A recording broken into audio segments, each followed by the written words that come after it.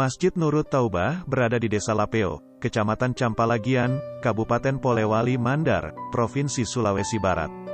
Lokasinya yang berada di ruas jalur Trans Sulawesi Barat, membuat masjid ini tak pernah sepi, baik dari pengunjung yang berniat untuk menunaikan sholat, menziarahi makam Imam Lapeo, atau hanya sekedar singgah untuk menyisihkan sebagian hartanya melalui kotak amal yang berada di depan masjid. Bagi masyarakat Mandar, sosok Kiai Haji Muhammad Tahir, atau yang lebih dikenal dengan nama Imam Lapeo, merupakan ulama yang mengembangkan syiar Islam di wilayah Tanah Mandar, sekaligus menjadi imam pertama yang mendirikan masjid di Lapeo.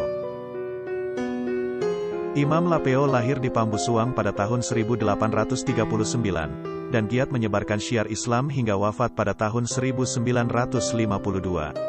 Salah satu peninggalannya yaitu Masjid Nurut Taubah yang kini dikelola oleh cucu dan keturunannya.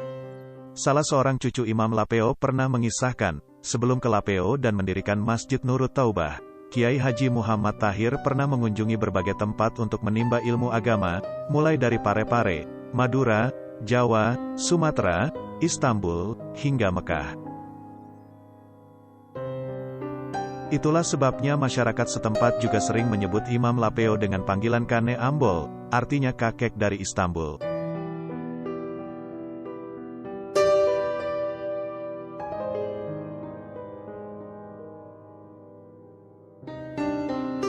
Kembali ke Masjid Lapeo, meskipun sudah beberapa kali mengalami renovasi, terdapat beberapa bagian masjid yang masih dipertahankan yang merupakan peninggalan Imam Lapeo.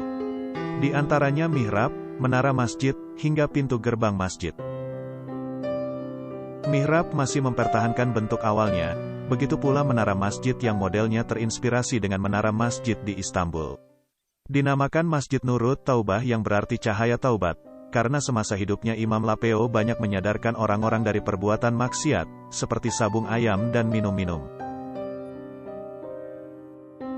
Sebagai salah satu masjid yang kini menjadi destinasi wisata religi, Masjid Nurut Taubah Imam Lapeo dilengkapi dengan beduk raksasa yang dibuat di Cirebon, serta Al-Quran berukuran 2x1 meter yang dibuat di Universitas Sains Al-Quran di Wonosobo, Jawa Tengah, pada 2018 lalu.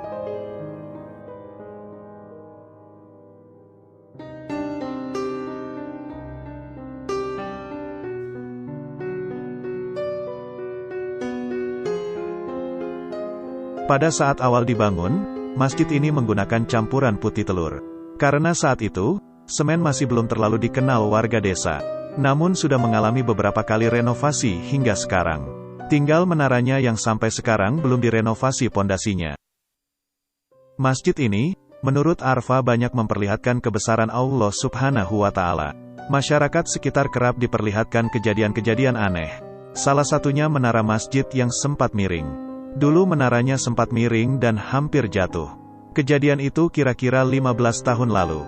Warga pun sudah siap-siap untuk merobohkannya. Tapi selang beberapa lama, tiba-tiba muncul gempa, yang mengakibatkan, menara itu kembali lurus, kisah Ustadz Arfa. Suatu waktu juga, pihak pengurus masjid dikagetkan saat kedatangan mobil truk pengangkut semen. Mereka kaget lantaran merasa tidak pernah memesan semen dalam jumlah besar. Namun sopir menyebutkan semen itu sudah dibayar oleh orang tua. Saat ditanya namanya, sopir itu mengaku tak tahu. Namun menunjuk foto yang tertempel di dinding masjid. Orang yang difoto itu yang memesannya, tutur Arfa saat mencontohkan sopir saat menceritakan kisah ini.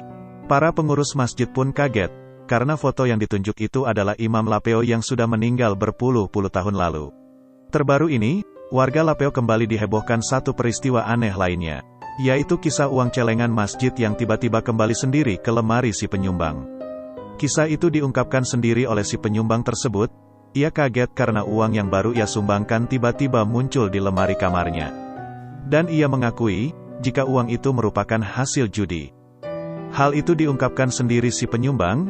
Ia kaget karena saat sudah menyumbangkan uangnya ke celengan masjid, uang yang tersimpan dalam amplop itu ia dapatkan kembali dalam lemarinya. Ternyata uang itu memang hasil judi, tegas Arfa. Cerita-cerita tentang Lapeo memang sudah dari dulu seperti itu. Sebab semasa hidupnya, menurut cucunya, Imam Lapeo dianggap ulama yang memiliki banyak karomah.